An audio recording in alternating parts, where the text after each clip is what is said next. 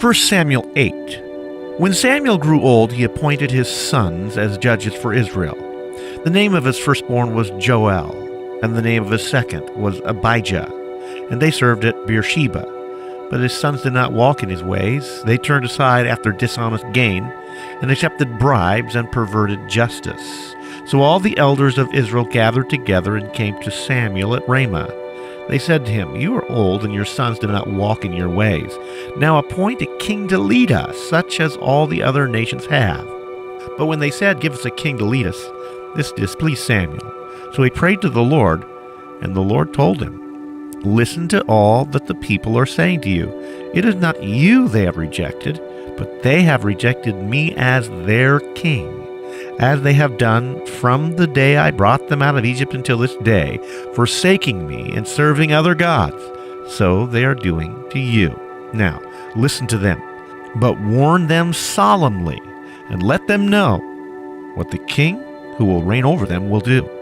Samuel told all the words of the Lord to the people who were asking him for a king. He said, "This is what the king who will reign over you will do.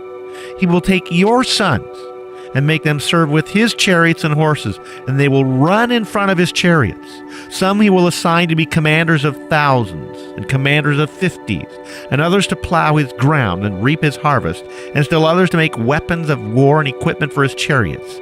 He will take your daughters to be perfumers and cooks and bakers. He will take the best of your fields and vineyards and olive groves and give them to his attendants. He will take 1/10 of your grain and of your vintage and give it to his officials and attendants. Your menservants and maidservants and the best of your cattle and donkeys he will take for his own use. He will take 1/10 of your flocks, and you yourselves will become his slaves. When that day comes, you will cry out for relief from the king you have chosen, and the Lord will not answer you in that day." But the people refused to listen to Samuel.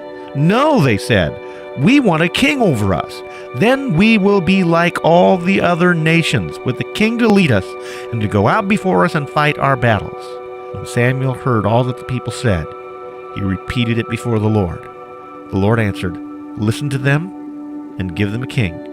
Then Samuel said to the men of Israel, "Everyone go back to his town."